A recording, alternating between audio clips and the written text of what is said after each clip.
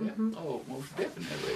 It was because of my sexuality. That was the only reason. Because other than that, there was no other reason. So I left the church and was out for years. I grew up during the era of John Wayne, of Ozzie and Harriet, where the man's role was clearly defined. And I had no doubt at all that these feelings, this identity of mine was sinful. I would consider myself a Christian. And then I tried Catholic school for 1 year. That didn't work. That was a flop. When I left home and I came out here, a friend of mine told me about this gay and lesbian church that just opened, and said, "Oh, you gotta go." You know, growing up, you know, that my father was a Christian minister, and I thought I was going to hell my whole life. I was so self-destructive before because I had to suppress so much of my. I mean, when you have to suppress your sexuality, you might as well. It's almost like dying. I've had a lot of people come up and tell me that, you know, you've changed since you got ordained. You know, more spiritually than anything else.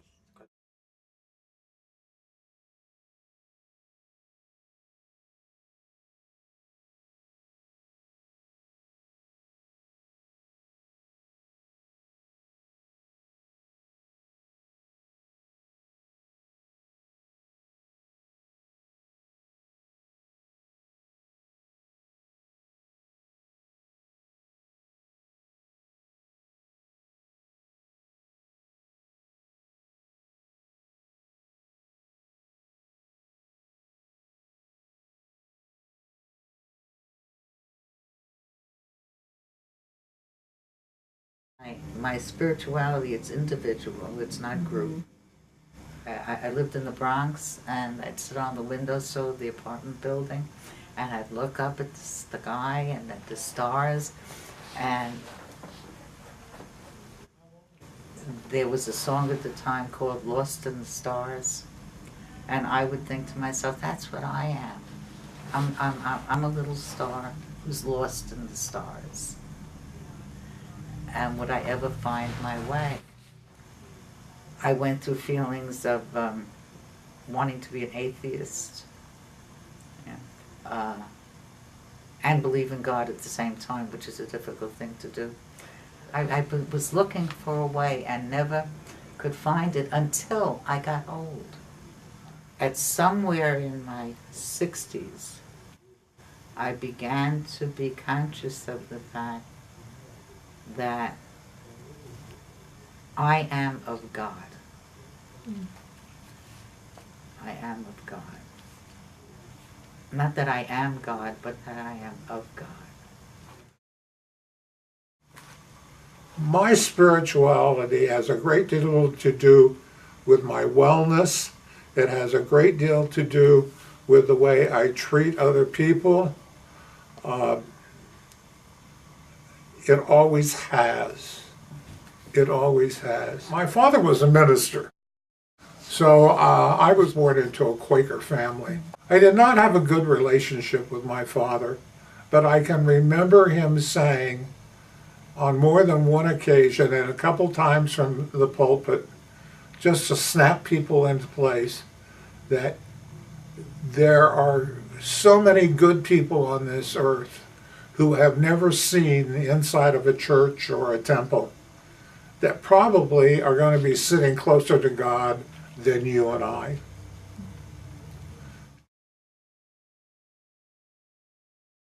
As a young child, I believed in. I knew there was God. As a very young adult, I asked my mother. I said, well, you know how you go to church and they would have revival meetings, and I didn't want to keep going through that every year. I said, what do I need to do? She said, well, pray and ask God to show you a sign.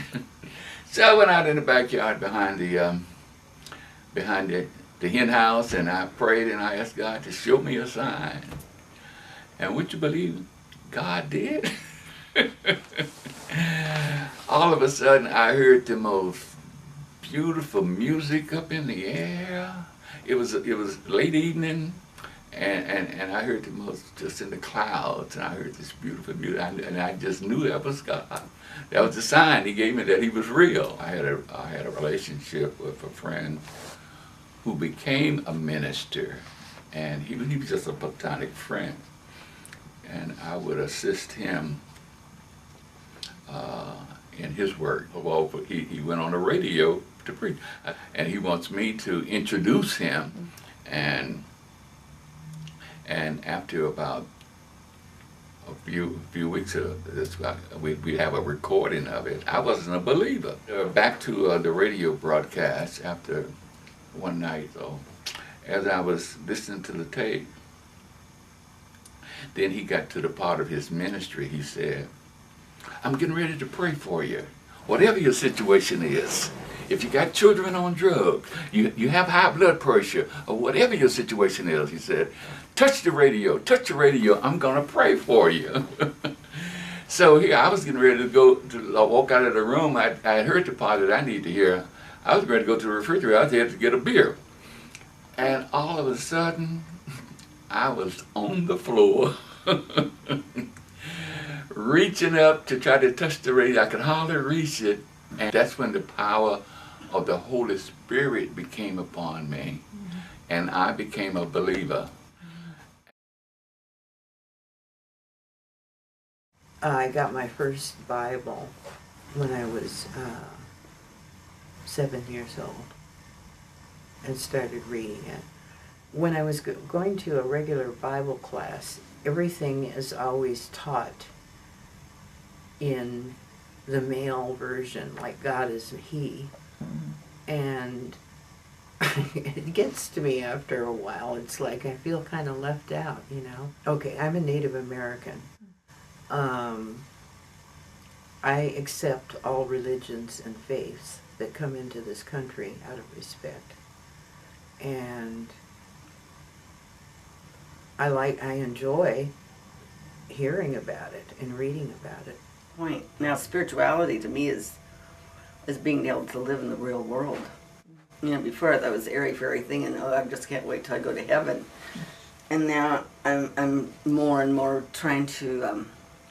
It helps me with reality and dealing with everyday life, like getting older. I don't think I could have ever handled getting older, especially with the kind of fears I had until I started in the practice that I'm in now.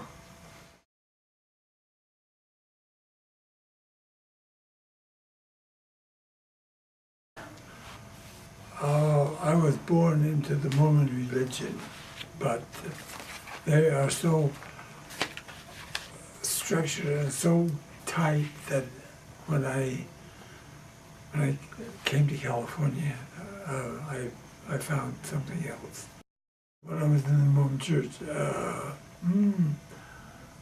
I went out with the girls and stuff because, and Mother would say, "Oh my God, it's my fault, it's my fault."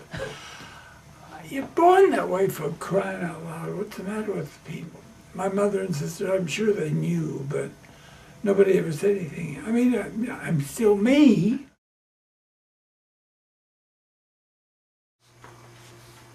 When I transitioned, I had a friend I grew up with. We used to run. When we went off to college, we kind of lost track of one another.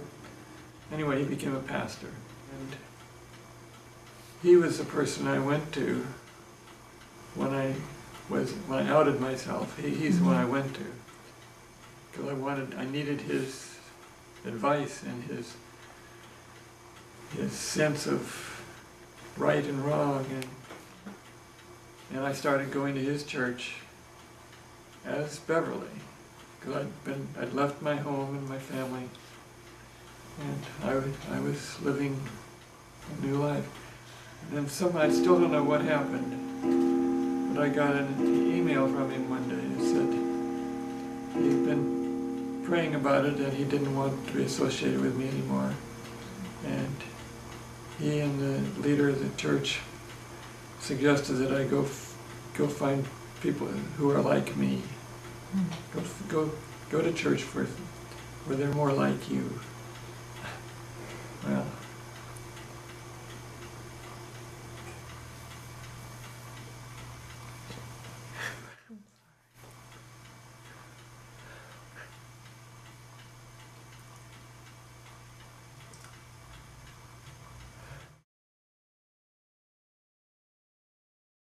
My experience with traditional religion was guilt.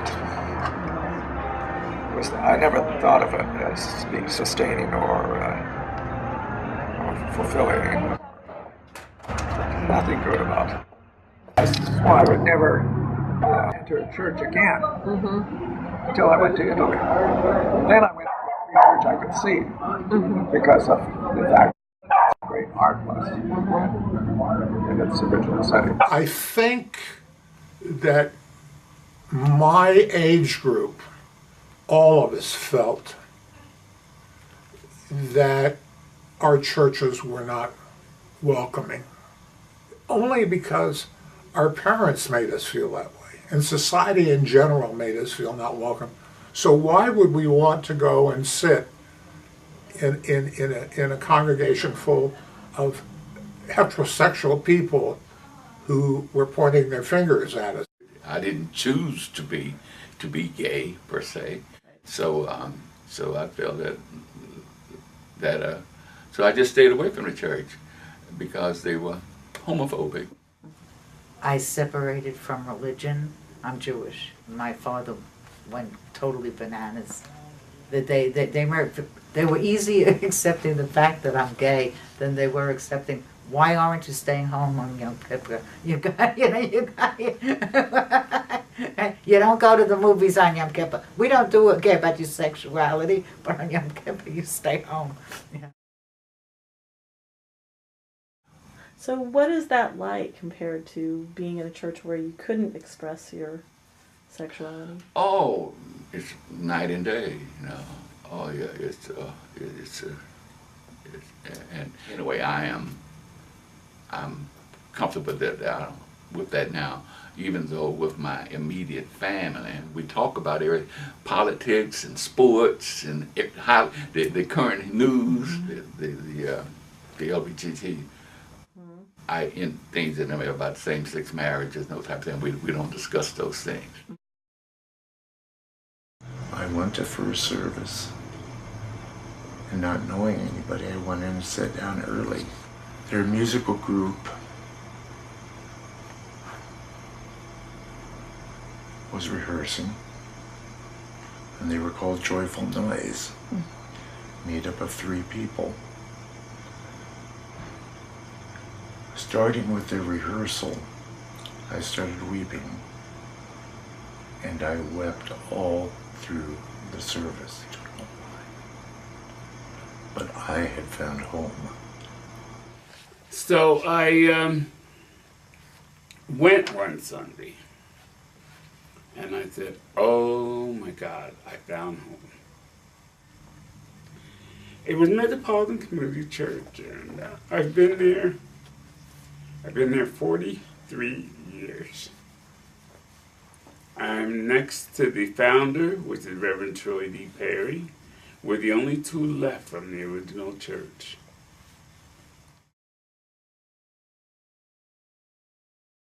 On January 11th, I had a freak accident in my bathroom. Coming out of the bathroom, I fell and my foot went across the small hallway and hit the corner of the opposing wall. And it put about a 5-inch gash in my left foot. And it also broke a number of bones right behind your toes.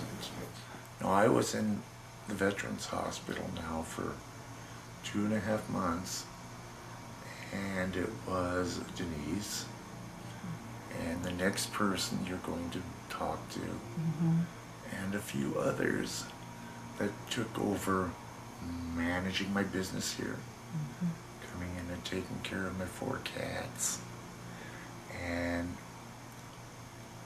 moving all the furniture out of the house so the carpet could be removed, new carpet could be put in, and moving all the furniture back. But can you imagine?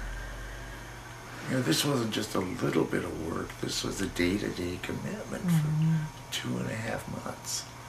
Yeah. And now they bring me food, and they come and visit me. And now that I'm a little more mobile, we go out out to dinner and to the movies, and The one thing that the church did for me that most people may not understand, I used to be a drunk. I used to drink every day in the week. Well, I stopped totally, and to this day, I have not drank in probably 35 years, and don't feel the need for it. The first girl, the one that I just found that I was gay with, on the day that I buried my mother, that girl walked out on me and left me in total devastation. A year later, I met Sylvia. When Sylvia died, I went into a bereavement group. One of the things I truly believe that has aided my healing has been my belief that Sylvia never left me. When she first got sick, I wondered how am I going to do what it is I have to do for her? How am I going to speak up? Somewhere along the line, I learned to speak up. They'd say to me, well, who do you think you are? And at the time, I said, I'm her life's partner of 43 years. Now what do you have to say? Rabbi Lisa, I don't remember, Edwards, Lisa Edwards. And she came to the hospital when Sylvia was in the ICU and married us there. Well, they took the tallis one side of the bed to the other side of the bed as a chuppah, right? And she went through the whole thing in Hebrew. And Sylvia, who knew Hebrew when she was a child, was mouthing the words. And I'm saying to myself, because when I did this, they had told me she wasn't going to last but maybe a week more. And she lived another year and a half. I didn't know what kind of a gift to give her. And I said to myself, you know, I've got this I got to do. And when she was willing to do this, amazed me. Now, only God could have made that happen. That was a miracle that happened. I've had a couple of occasions that were near death. I can remember lying in bed and my priest being there and talking. And it was the first time that I expressed a fear of dying.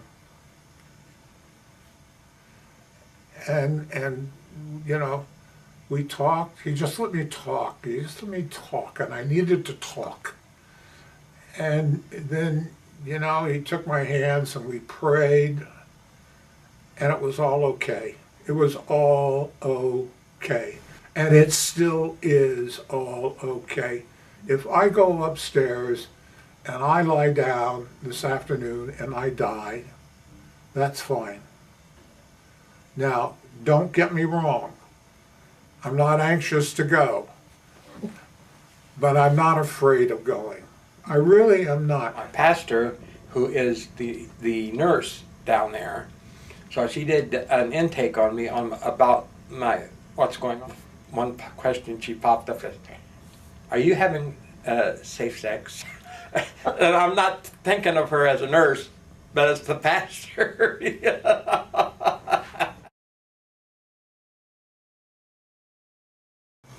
I was really active politically and within our social justice programs, both within the church and outside the church.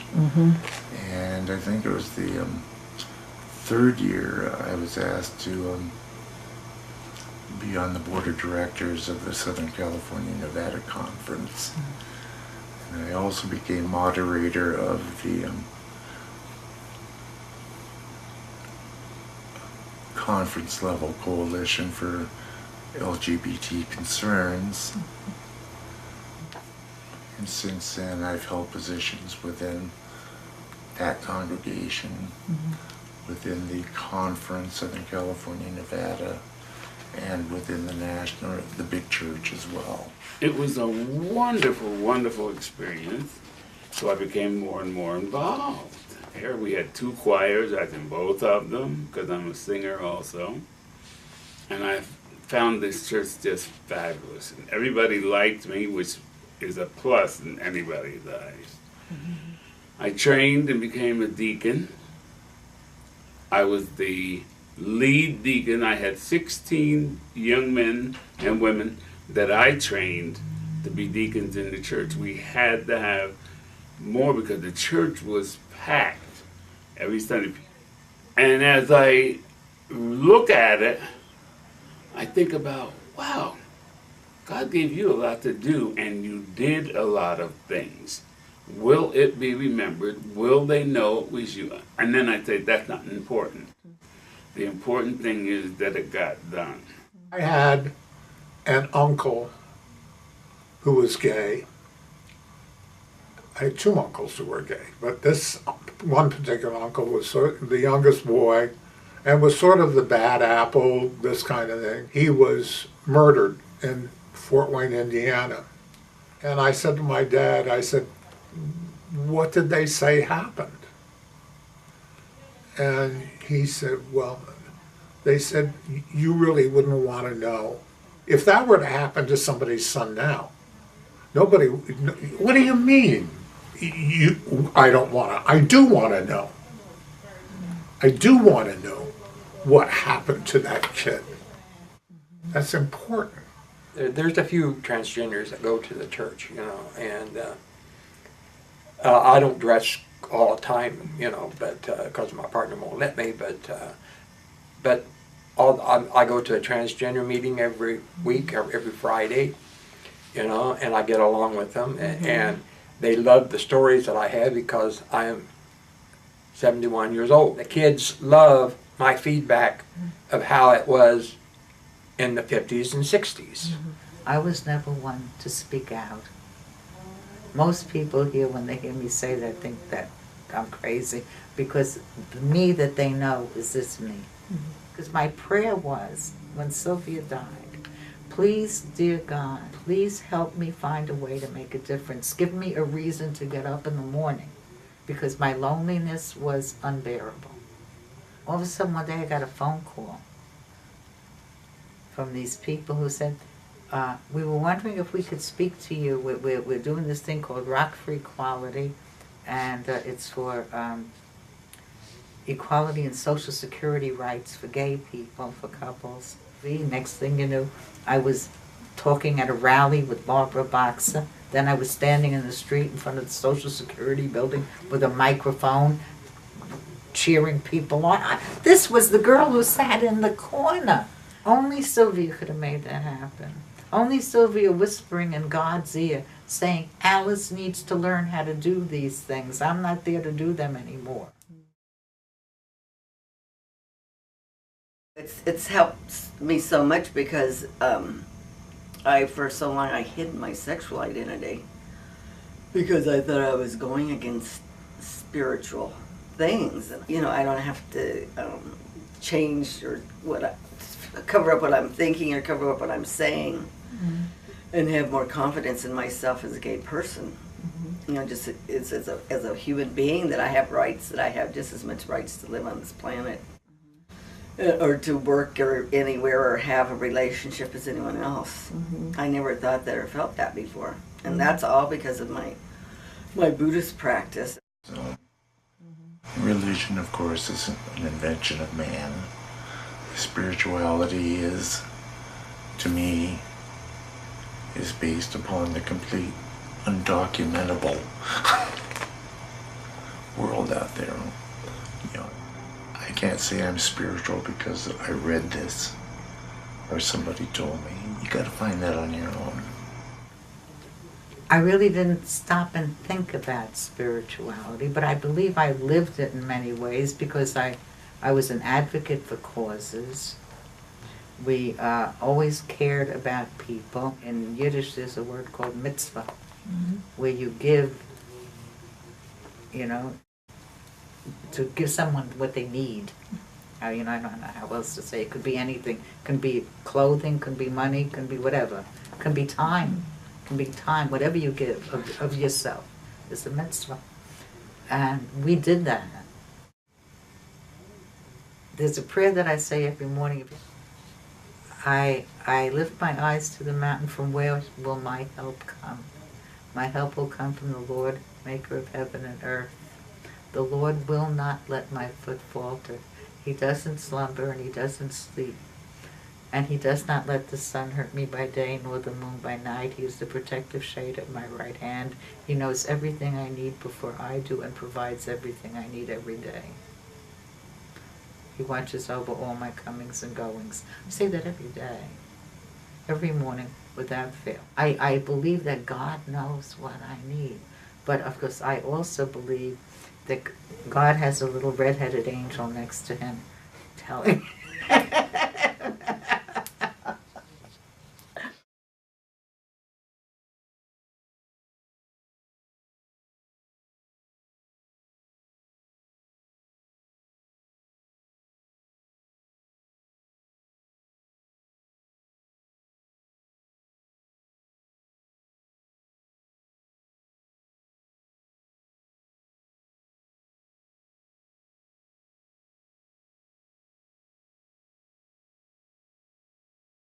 Over and over these days, we hear the word tolerant. We have to be tolerant. Tolerance is our goal. But I don't see that at all. Tolerant means you're willing to put up with somebody. I'll tolerate you. I don't identify with you. I don't like you very well, maybe, but I'll tolerate you. You have your life to live. Okay. But affirming, to affirm, is an entirely different concept. And affirming is you want to be the other person. You don't want to just approve or disapprove. You want to have, if not every moment of your life, you want, when you're with that person, you are one.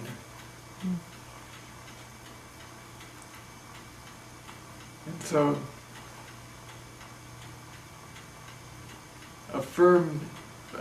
affirmation is maybe the most important word in our language. God is love and love is for everyone. That sums it up.